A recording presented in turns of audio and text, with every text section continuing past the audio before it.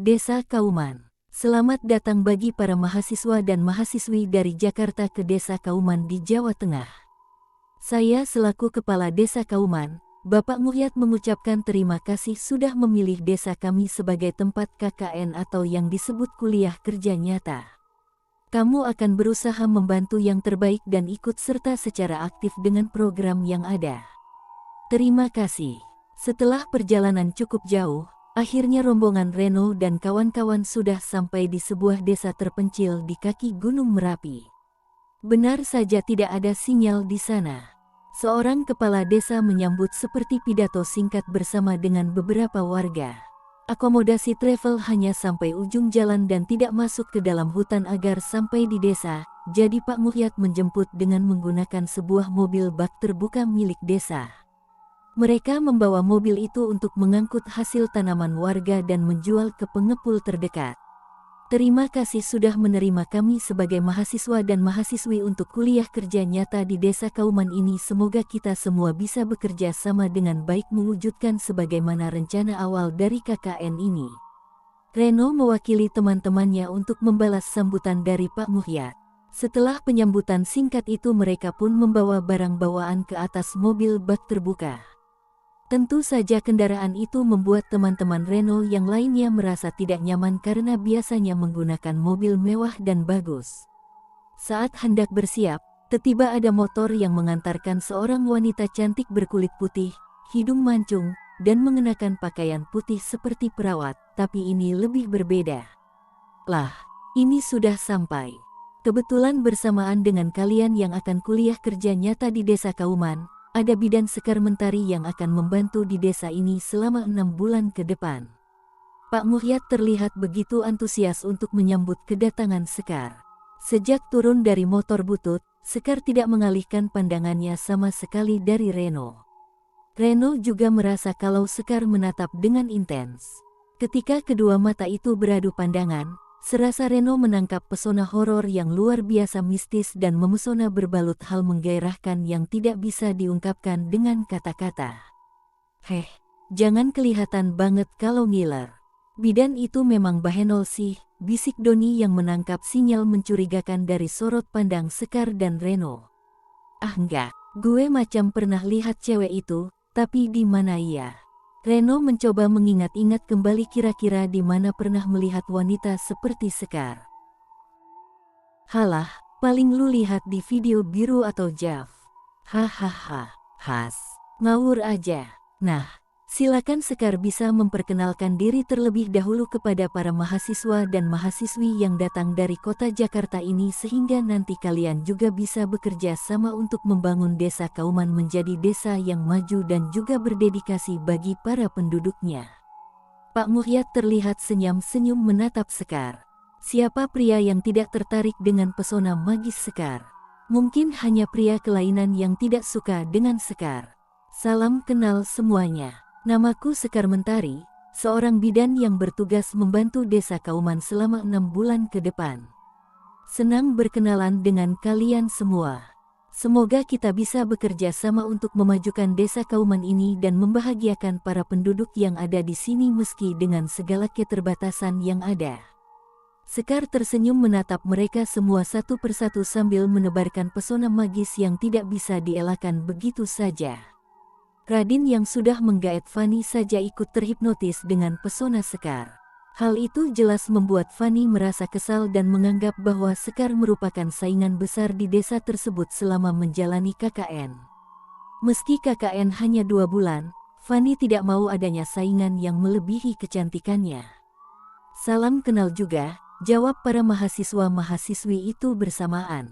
Nah, kalau begitu kalian semua sudah siap untuk naik ke mobil bak terbuka ini agar kita bisa melewati hutan ini untuk masuk menuju ke Desa Kauman tercinta.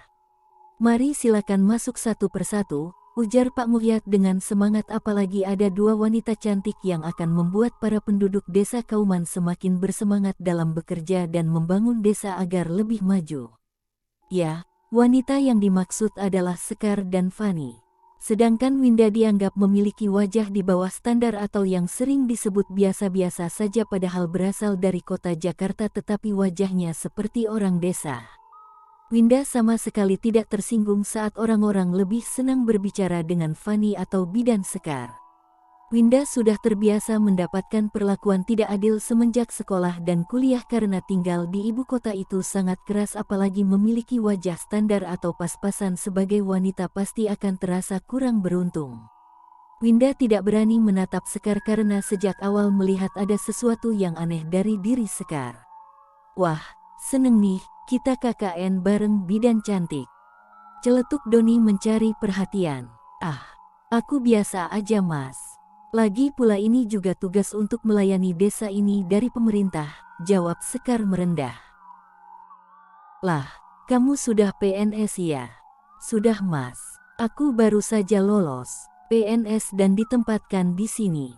Sekar mengubah identitas berkali-kali dan seenaknya, padahal seharusnya bidan yang datang ke desa itu bukanlah Sekar melainkan orang suguhan yang saat ini dalam kondisi kritis akibat kecelakaan yang diakibatkan oleh Sekar. Sekar mengambil semua bahan dan identitas bidan tersebut untuk bisa masuk ke desa Kauman. Demi melancarkan aksi menyebar teror. Jangan panggil mas lah, gue jadi kelihatan tua. Panggil aja gue, Doni. Kalau ini Reno, ini Radin, ini Fanny, dan ini Winda. Kami dari universitas swasta di kota Jakarta. Doni sekalian memperkenalkan diri sendiri dan teman-temannya di hadapan Sekar yang hanya tersenyum menatap mereka satu persatu dan lebih lama saat menatap Reno. Baik, terima kasih perkenalannya. Sekar tersipu malu. Dasar cewek murahan, mau tebar pesona aja. Gue yakin pasti entar obral body di desa. Batin Fanny yang merasa mendidih melihat Sekar di hadapannya terlihat manja. Sekar pun menatap Fanny dengan tajam. Fanny terkejut dan langsung menundukkan kepalanya. Sial, berasa cewek itu bisa denger gue ngomong apa dalam hati. Dasar cewek aneh, ujar Fanny berlanjut dalam hati. Sekar tahu niat busuk Fanny ikut KKN di desa terpencil hanya ingin disanjung kecantikannya. Sekar juga tahu kalau Fanny berencana mau mantap-mantap dengan Radin di alam bebas. Sekar hanya tersenyum dan memastikan semua rencana itu tidak akan berjalan dengan lancar. Nah, sudah sampai. Setelah hampir 1 jam perjalanan akhirnya mereka sampai di desa Kauman. Pak Muhyat yang pertama kali membuka mobil bak terbuka itu dan mengajak mereka semua turun untuk disambut oleh para penduduk desa Kauman. Kelima mahasiswa-mahasiswi yang hendak KKN itu terkejut melihat apa yang ada di hadapan mereka. Bukan desa dengan rumah kayu lapuk atau anyaman bambu yang ada di depan mata. Melainkan hal yang berbeda, sebuah karya seni yang hidup. Penampakan Nona Belanda Mata Bolong. Sebuah pemandangan yang jarang dilihat oleh orang lain di ibu kota terpampang nyata saat ini di hadapan kelima mahasiswa dan mahasiswi dari Universitas Swasta Jakarta.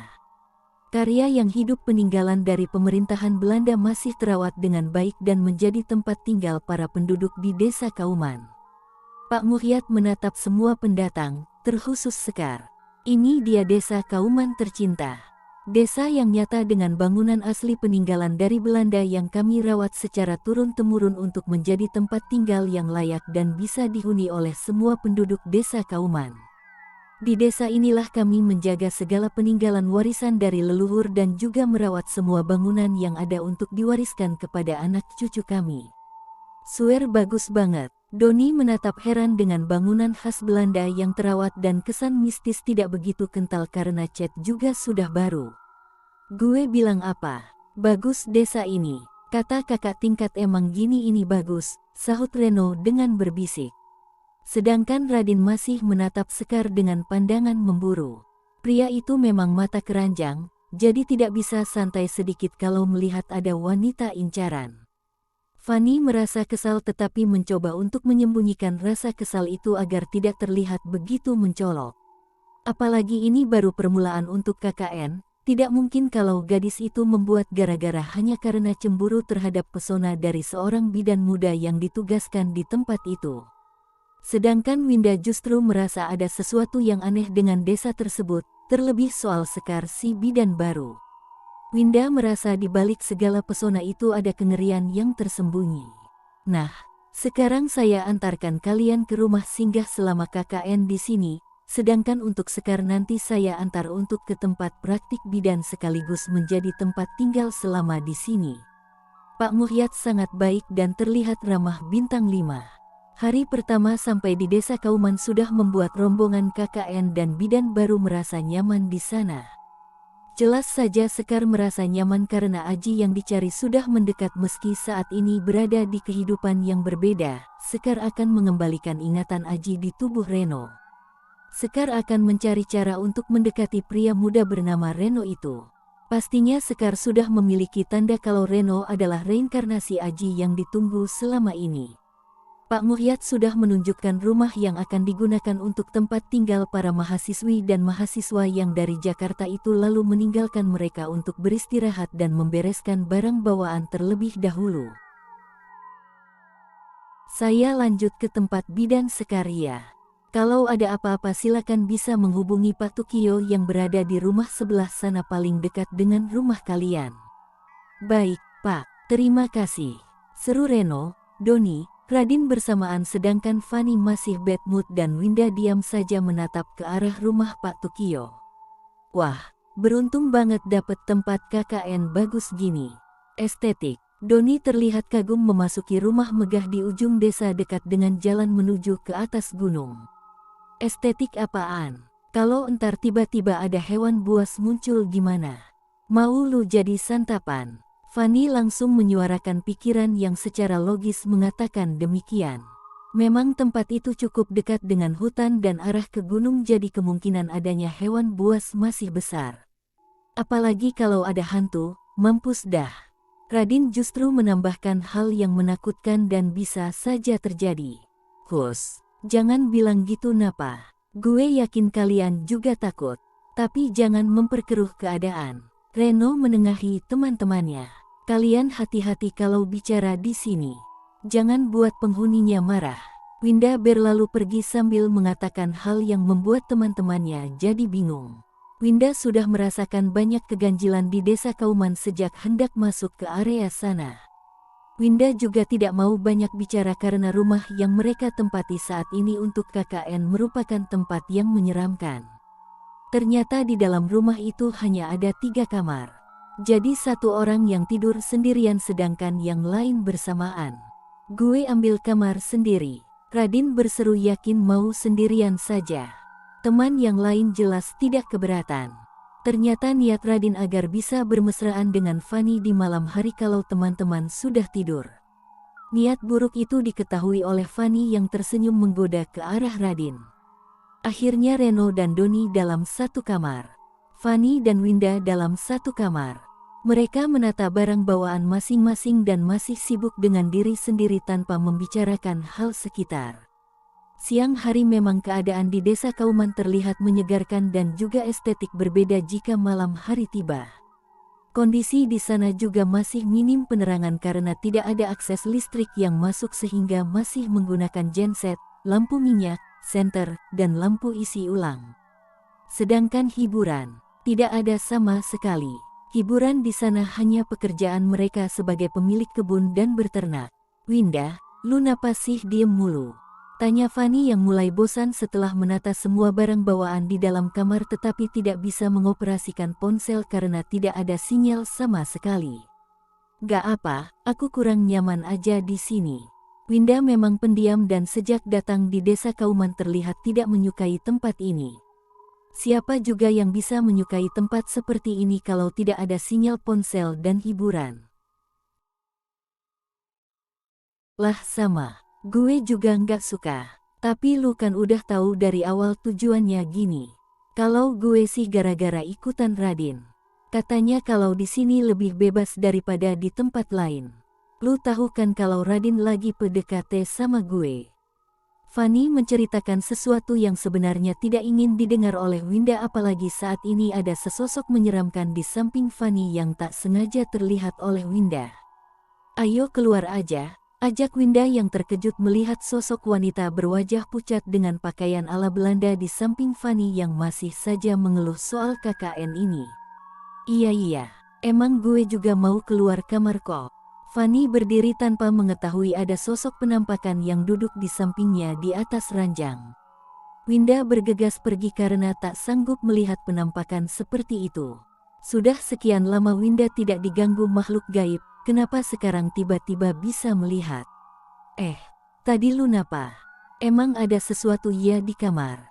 Fanny bertanya dengan berbisik. Kamu juga lihat? Winda langsung menatap ke arah Fanny. Lihat nggak sih? Tapi tadi kerasa merinding aja di sebelah kanan. Beneran ada sesuatu? Fanny makin penasaran bertanya. Winda menatap Fanny dengan bingung antara ingin mengatakan yang sebenarnya dilihat atau menganggap tidak ada apa-apa sama sekali. Saat hendak berbicara, Winda terkejut sosok tadi sudah berasa di belakang Fanny. Wajah pucat itu tersenyum lebar memperlihatkan gigi runcing yang berjejer sambil menatap Winda. Matanya tidak ada di dalam rongga, hanya gelap yang begitu menakutkan terlihat. Winda pun teriak tak kuasa menahan rasa takut. Seketika tubuh Winda lemas dan terjatuh begitu saja membuat Fanny merasa panik. Semua pria segera keluar kamar dan mendatangi Fanny dan Winda. Winda sudah tidak sadarkan diri dan terkulai di lantai. Reno yang datang, melihat sekelebat penampakan itu.